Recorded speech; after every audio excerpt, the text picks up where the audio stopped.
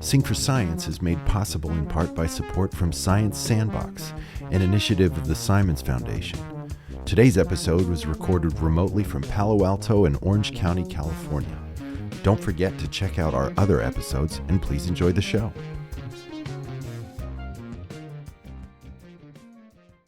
What happens in the addicted brain is that we essentially reset our hedonic or joy or pleasure set point to the side of pain. We're walking around in a dopamine deficit state. Now we need our drug not to get high, but just to feel normal.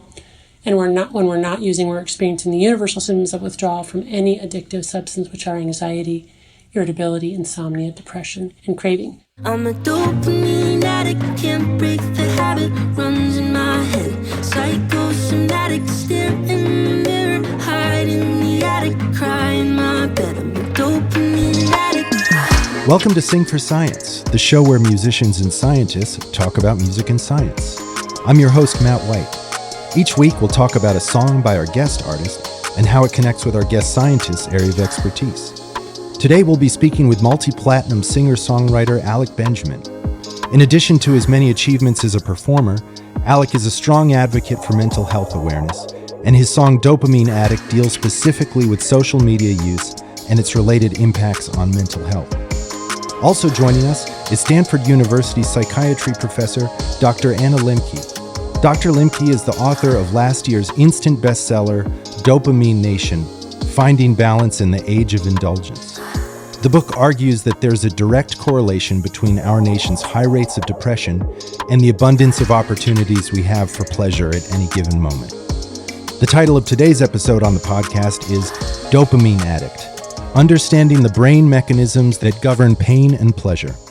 Hello, Alec and Anna. Thanks for coming on the show. Hello. Thank you for having us. Yeah, happy to be here. I want to start out just by saying, Alec, you've got one hell of a voice. Thanks. Yeah, and I understand that you consider yourself a self-taught musician, but I imagine that you've always sung? No, I actually didn't. I didn't always sing. I didn't start singing until I was about 15 or 16. I didn't really take it seriously. I sang at summer camp, and I was like, oh, I kind of like this, and I like the way that it made me feel. I didn't really consider it to be something that, I was going to pursue professionally. So it kind of actually came to me later in life. Yeah. Thank you for the compliment. Well, no problem. I mean, many of your songs, Dopamine Addict included, are remarkably candid and vulnerable. So, I mean, does being self-taught have anything to do with that? Like you've been able to maintain a certain purity in how you express yourself? I suppose the reason why I wanted to make music in the first place was because I found that it was the best way for me to express myself and the things that I was thinking about. And it first came to me like I had to have something to want to express first, and I just chose music as the medium. It just so happened that music was the one that worked for me, but it didn't start with the music. It started with my desire to talk about the things that I was thinking about. And I used to talk to my friends and my teachers and others in school, and I realized that I was pretty annoying. And so if I could wrap up my thoughts in a song, then I had a higher probability of people listening to my thoughts and ideas and the things that I wanted to say and express. So music was it came second. What came first was my desire to express myself. So you find it's much easier for you to express yourself in song rather than in your day-to-day relationships? Well, it's not easier, but it's more effective. It's more difficult, I feel.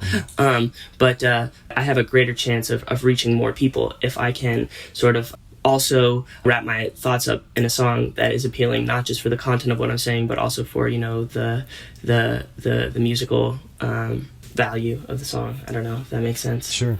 Absolutely. What inspired you to write this song? Is it based on your own relationship to social media? I think it's just based on my relationship with everything, but I think because, this is how my brain operates, it made me far more susceptible to having a very tumultuous relationship with social media. And so when the pandemic first hit, TikTok really blew up, and even before that, obviously there was Instagram and Twitter and all of these different social media applications, and but it sort of having to stay at home all the time really sort of exacerbated all of the all of my, all the things that were, all the issues that I had pre-pandemic, and it kind of came to a head at the beginning of the pandemic when I was spending so much time on social media. And also, like, the reason why I make music is so that ultimately I can go on stage and perform these songs live for people. But when that was taken away, all I had was social media. That was the only platform where I could sort of express myself. It's very, it destroyed me at the beginning, and I had to sort of I got to a point where I threw my phone through the wall, and I was just like, I can't even look at my phone anymore. I quickly came to regret that decision because I hadn't backed up any of my things to the cloud, and then I had to buy a new phone, but ultimately I realized, okay, this is not working. It was not just social media. There were a lot of other things vices that I engaged in, things that I tried, so that I could sort of keep chasing that. I don't know, I was really sad because of the pandemic, and also I'm a feast or famine kind of person, so I'm when I learn guitar, I get addicted to it, and then when I do it, I don't know, I can't really explain it, but No, that makes sense. I mean, do you know whether or not the song has inspired any of your fans to reflect on their own relationship to social media? I mean, has anyone approached you since you've released it? I think that I think it's still pretty new. So, and I'm just about to tour the album. But on this last tour that I did, for some of the dates, my album had been released, and it was one of the songs that I think resonated most with people. And I think that a lot of people are feeling this way. I mean, the apps are designed in such a way where it's it's kind of like a dopamine slot machine. You keep refreshing it to see how many people liked you, and how what people think about you, and it's very dangerous for me, I don't know. There's a lot of pros and a lot of cons. Well, I'm sure Anna would agree, and we couldn't have found a better expert to weigh on what this song's about. So, and Anna, as you know, I just finished your book, Dopamine Nation. Loved it. And I certainly would recommend it to our listeners. So, which of the lyrics in Alec's song resonates most with the work you do? I really like your song, Alec. It's awesome. And your dopamine features prominently in those lyrics. And I think just the way that you describe that constant pull, where it keeps kind of sucking you back in. I don't think that was your exact language. And also the song itself has sort of this sort of rhythmic return to kind of some of the similar phrasing, which is sort of also hypnotic in a way too, which is very much, as you say, how social media was engineered to keep us spending time there by doing all the things that our reward pathway likes. What should we do? As how should we sort of try to regulate our relationship with social media, especially, it's millennial and Gen Z, what should we do, because it is obviously it is a necessary, I mean, you kind of have to be on it, but how do you make sure that it doesn't sort of take over your life, especially when you have already an addictive personality? What are some things you can do? Yeah. So for somebody who is prone to addiction and who has struggled with, addiction to social media, and by the way, let me just say, addiction is the continued compulsive use of a substance or behavior despite harm to self and or others.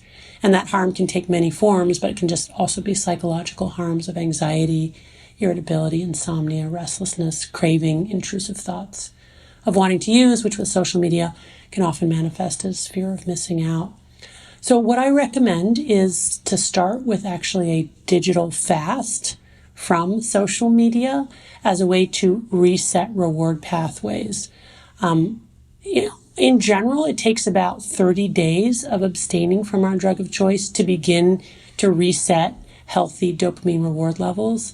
But if you can't do 30 days because your profession won't allow you to, or your school obligations won't allow you to, or whatever it is, you can try less than that. Is there ever a point at which you have used something so much?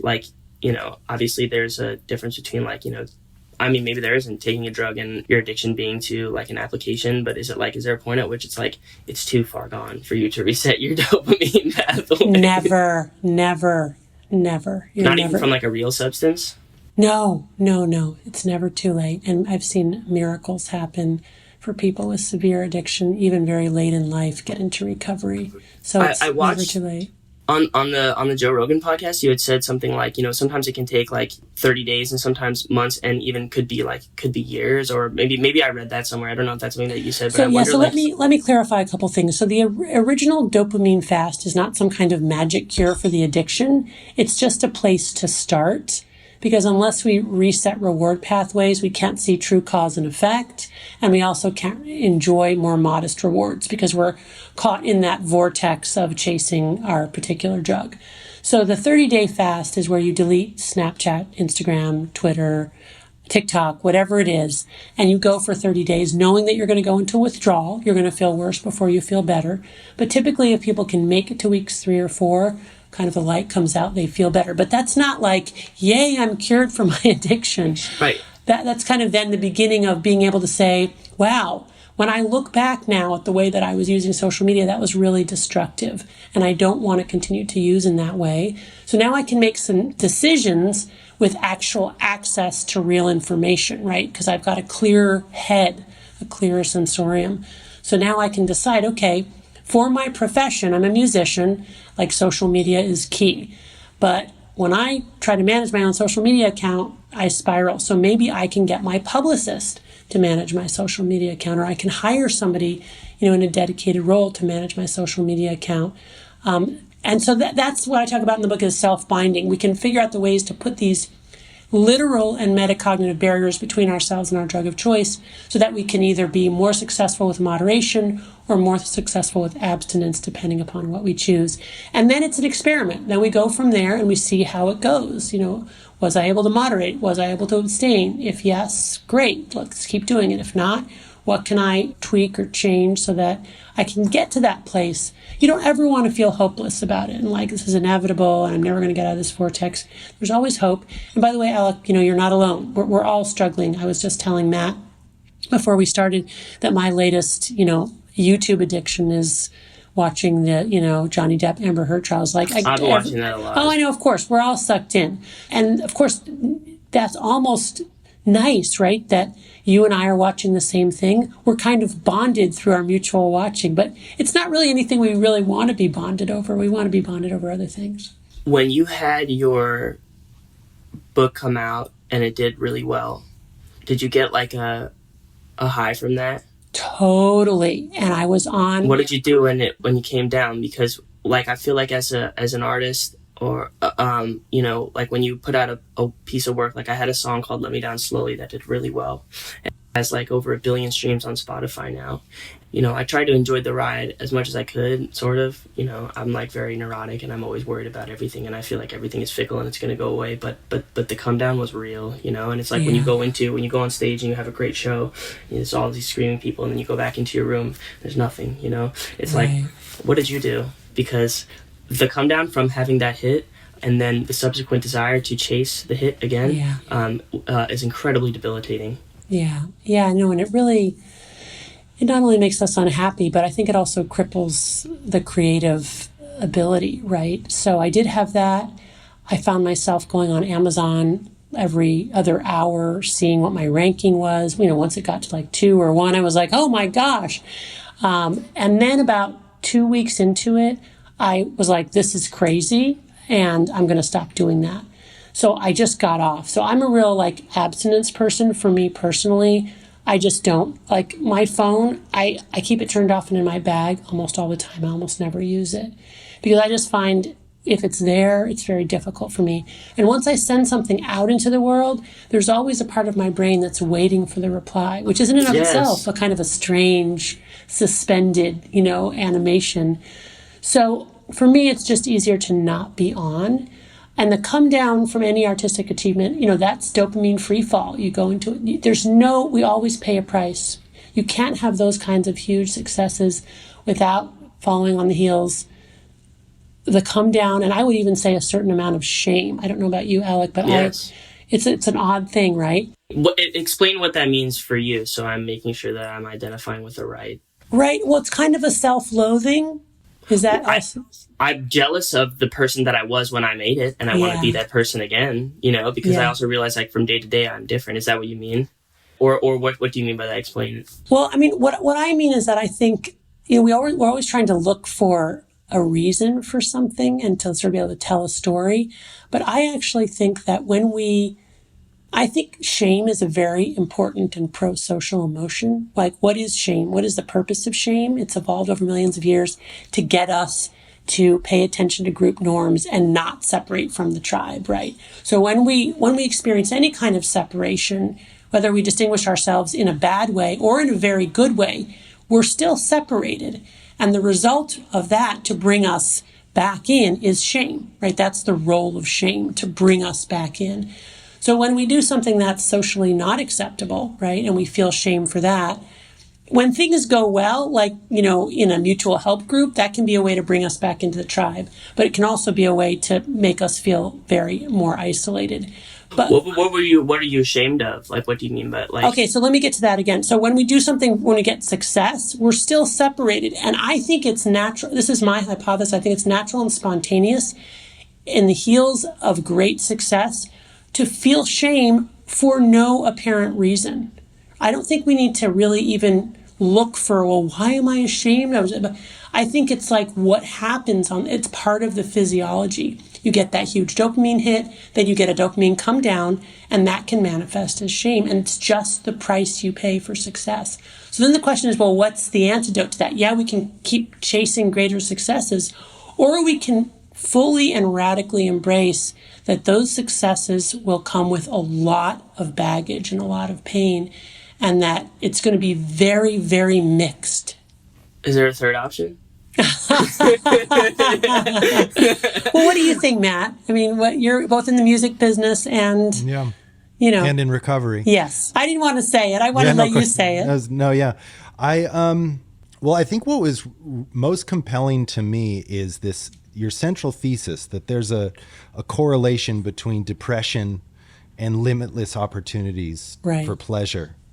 That really resonated with me. I mean, even though I've been free of drugs and alcohol for 16 years, there are still an extraordinary number of opportunities for stimulation. Right. And so what I'm most curious to know about is you talk about how, like, there's the body is always trying to restore balance. So Alec gets a huge high after a show, and then there's a corresponding come down. Right. And I really liked how you described that kind of in terms of homeostasis, that we're like the body, it's just this kind of elegant function that resonates with all of these other forms of balance that the body is always trying to establish. Right. So, yeah, go ahead, Alec. I was just going to say, what I find is my issue with, like, self-moderating and stuff. It's like, they say, I was thinking about the other day, it's like as a song idea, and maybe this is sort of like, maybe this doesn't relate exactly to what we were saying, but it's like, they say everything in moderation. And I feel like,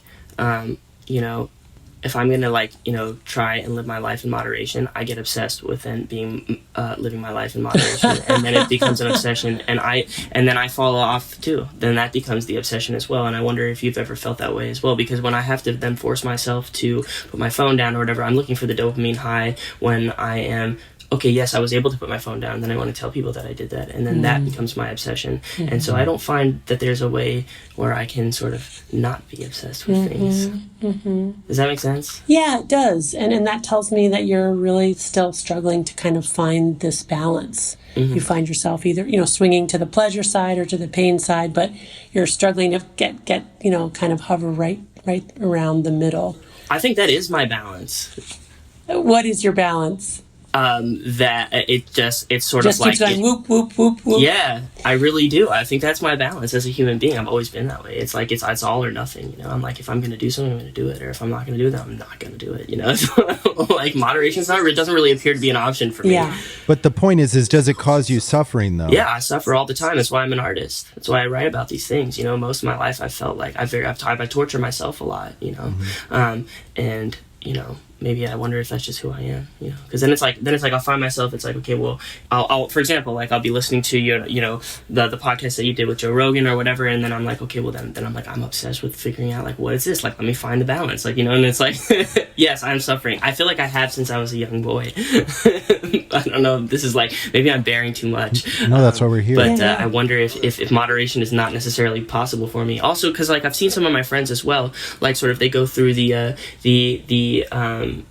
AA process and have been successful, but then sort of they find something else to replace it with or whatever. And I wonder if it's like, if it's just different types of addictions, and some are more acceptable and some are, less acceptable. But like, it's like my friends who I find are in recovery, or like myself, when we try to do things that are moderate, we're obsessed with being moderate. And that just appears to me to be another form of addiction.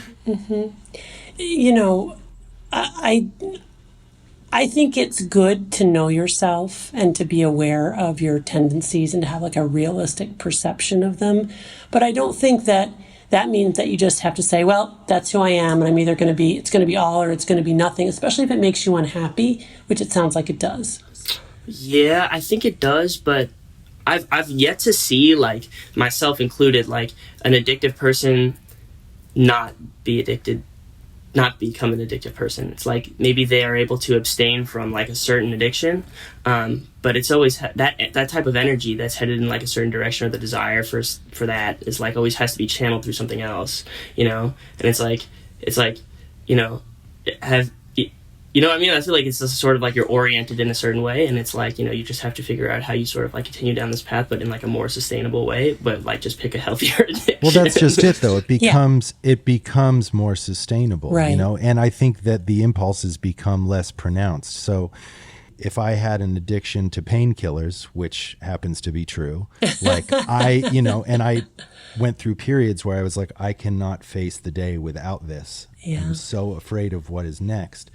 I do not identify with that person anymore. I mean, granted, that was 17 years ago, and I still experience addictive impulses, but it is far, far less acute. And so much of the recovery literature is all about finding this sort of middle path, which to me, was actually extremely unappealing. When I first came in, that I was just like, I don't want to have anything to do with that. I love euphoria, and if I, I liked excitement, but now I find more and more that sort of a sustained balance in my life is actually what gives me the most happiness. And Alec, you're in your 20s, right? Yeah, I'm 28, gonna be 28. Yeah. The person I'm describing was when I was your age, I fully get it, but I will say, I know plenty of people with addictive personalities, though, that have found that balance, but also now pursue it. You know what I mean? And it's just like you are where you are and you want what you want. I don't think there's any value judgment associated with it. That's right. And I would also say that, it's wonderful that you've been able to express yourself through music and find meaning in your suffering, because it gives you something to say. On the other hand, I think that can be a little bit of a romanticized and dangerous trope. This idea that like, oh, we artists are like this, and in order to have material and produce music, we are just going to have to be like that. Because artists can also find balance and find happiness and peace in their lives, and also make amazing art. So, who is a good example of that?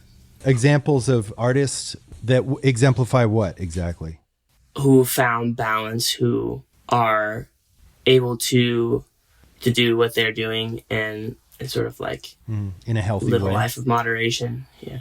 I don't know any of these people personally, but I would first point to Radiohead. I would point to Tom York. I mean, you don't think Tom York is tortured? I've read interviews with him where he is like, sorry to disappoint folks. I have no trail of abuse to speak of. Like, yes, he does. If I had to guess, I would say he strikes me as a tortured person, but I also know that he has a family. I know that he has longevity, and he still makes great music. So to me, that's evidence that there is some amount of balance that's working. But also there was some interview, and obviously I don't have it in front of me, but where he did say something like, I'm not the tortured person most people think I am. I do agree with you that like it is like, it can be like a romanticized trope, but at the same time, it's sometimes it's like a chicken or the egg thing too. Is it like, are artists because they feel tortured, or do they torture themselves to create great art? And I feel like oftentimes, did you not have to torture yourself to graduate from Stanford and Yale and to write a book? And were there parts of it that were very painful for you that you had to force yourself through? I'm not really sure that it's possible to achieve those things without having to torture yourself in some way, like to make those kinds of contributions. Although I do agree that it's a romanticized trope, I don't know that there's anybody who achieves great things who doesn't torture themselves greatly to do them, at their own expense, because they have to suffer to do those things. Like, there's no way to do those things in a moderate way, Well, I will agree with you that one of the ways to endure the suffering that is life is to channel it into some kind of purpose and meaning. And so then we can suffer and tolerate a lot more pain if it has some purpose for us. So I think that's actually a really smart way to go, right? But I don't think we have to press the accelerator on the suffering. I think that life is already hard for everybody. It just makes a lot of sense to me to try to mitigate our suffering while realizing that suffering is inevitable and taking our suffering and trying to turn it to some good, some higher meaning or higher purpose.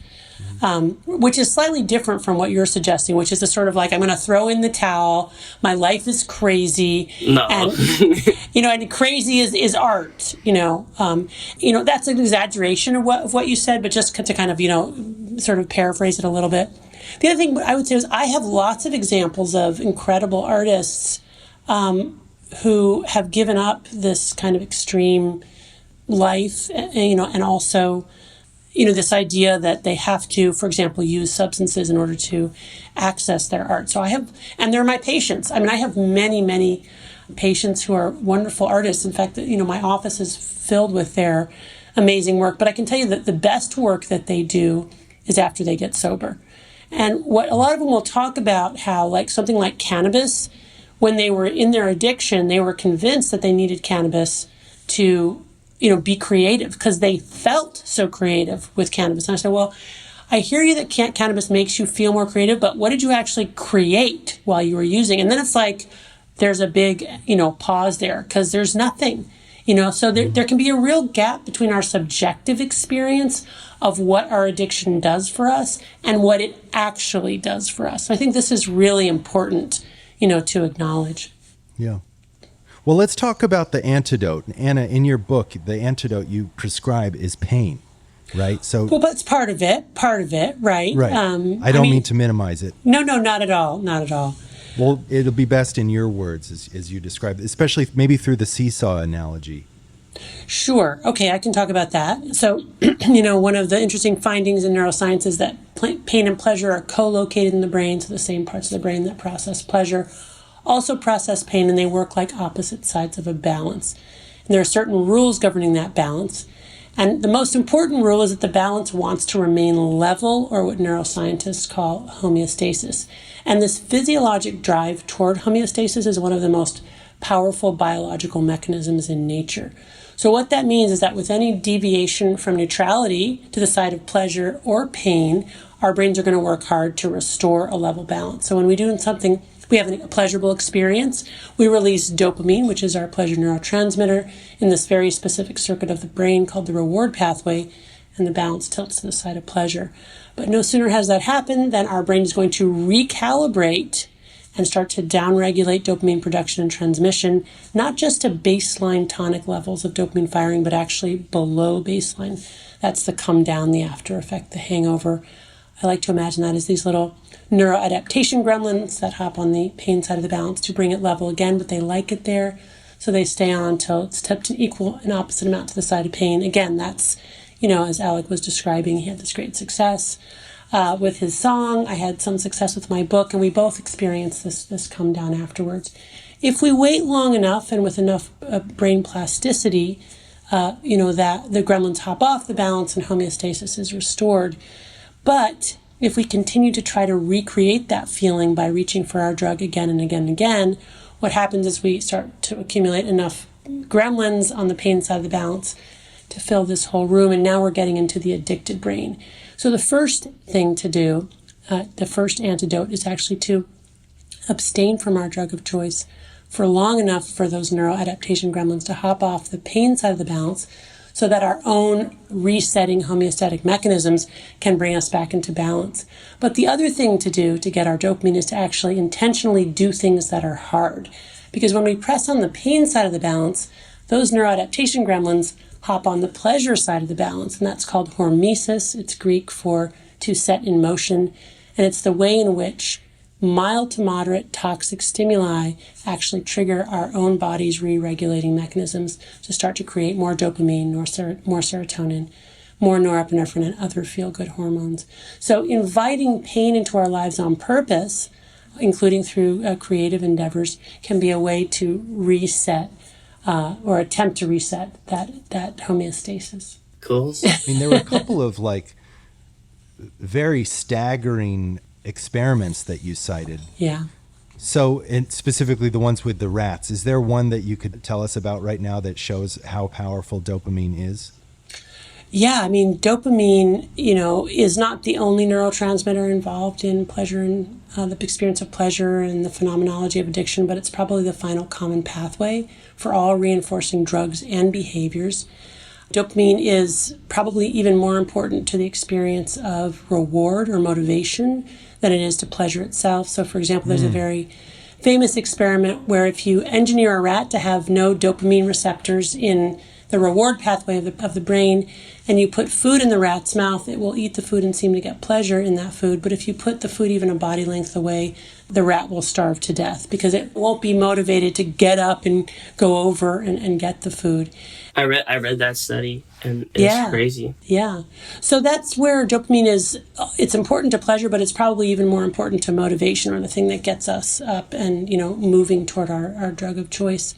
Also, it's important to recognize that dopamine is released not just by intoxicants like drugs and alcohol, but also by reinforcing behaviors like social media, online gambling, online gaming, certain types of food, sex, all of these things release dopamine. Dopamine's not a bad thing, right? So dopamine is really just a signal for approaching or avoiding.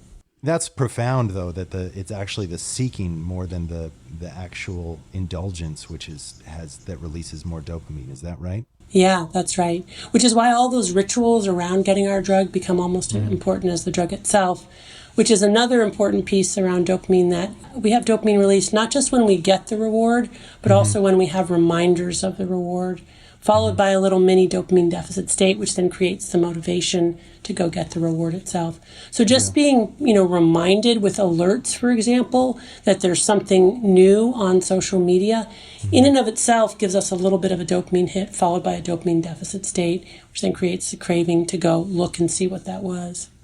I had heard that something is there a term called techno interference? Have you heard of this? No.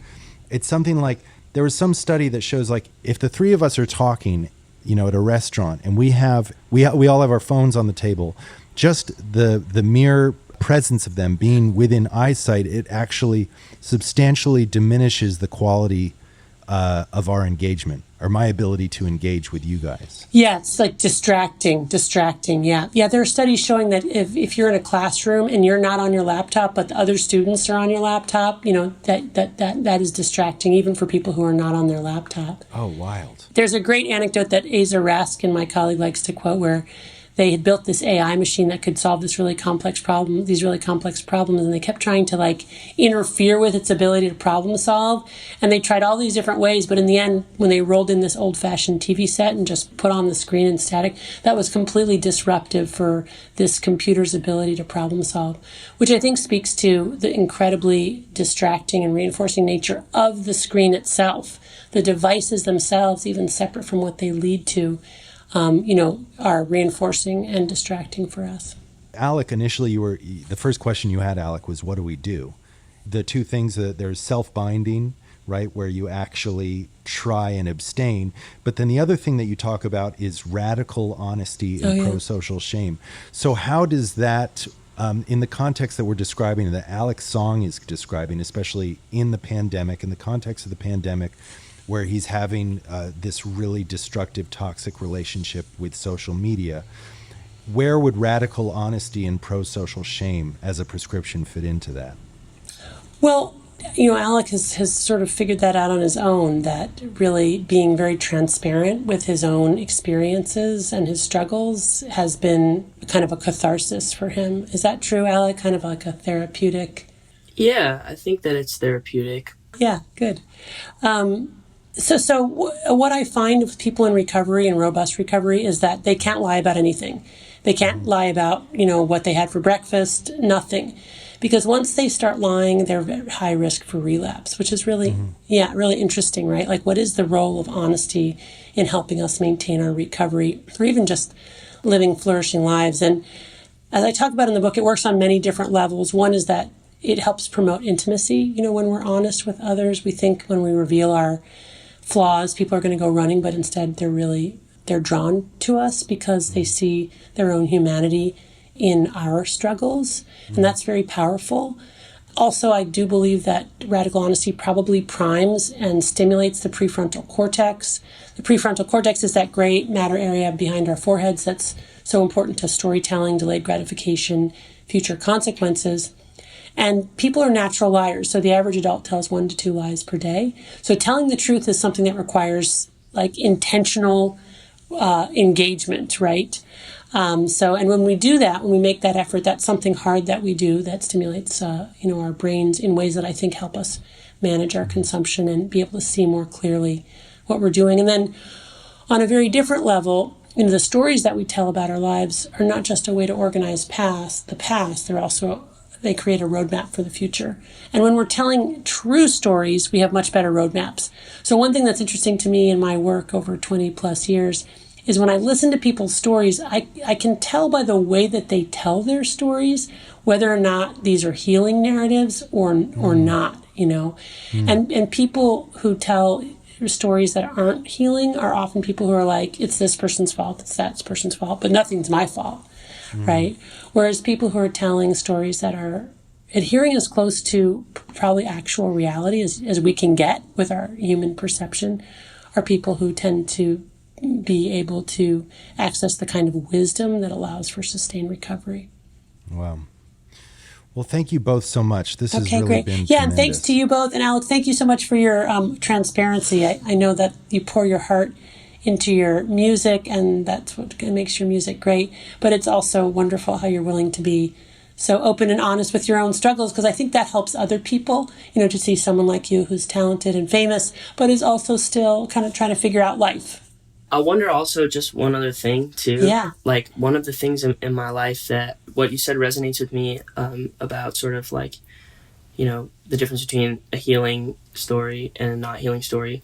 What I wonder though is that sometimes sort of like what it appears to me is that like the healing story is actually sometimes farther away from reality than it being like maybe, blaming on something that's external, but you can't change what's external. And so sometimes you have to change, but oftentimes like, sometimes it is like, for example, like, the way that education was structured for me when I was younger was a problem, but like that's true, but when I sort of accepted like, okay, you know what, like ultimately like there's nothing I can do about it. This is my fault. And I put it on myself, but it really wasn't my fault. Mm-hmm. You know what I mean? Mm-hmm. So is it possible that sort of like the healing stories are farther away from reality, but more effective in healing than sort of like the ones that are the not healing stories can be true, but the truth is not necessarily healing?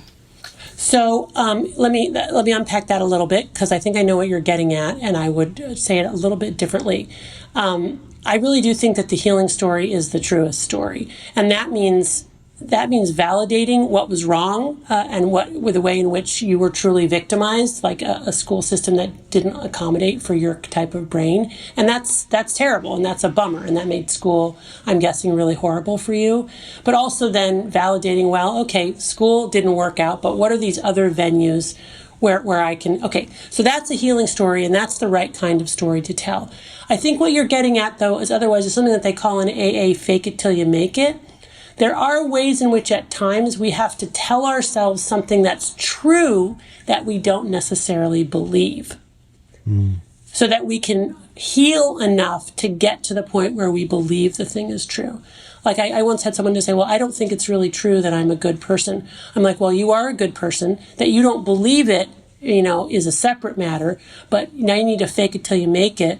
And go through your life as if you are a good person till you get to the place where you can see that that is a true thing. Okay, that makes sense to me. Does that make sense? Yes, Good, I understand. Good. So nice to meet you both. Thanks. Bye-bye. Nice to meet Check out Alec's uncommentary viral track, Devil Doesn't Bargain, and his These Two Windows track, Must Have Been the Wind. Also be sure to pick up either of Anna's books, Dopamine Nation or Drug Dealer MD. Sing for Science is co-produced by Talkhouse and made possible in part by a grant from Science Sandbox, an initiative of the Simons Foundation. Our music is by Panoram. Our mix engineer is Lou Carlozo. Social media manager is Bailey Constas. And digital producer is Keenan Cush. If you liked today's episode, please tell a friend about the show and give us a review and some stars. For more information, please go to singforscience.org and follow us on social media at Sing for Science. Thanks for listening.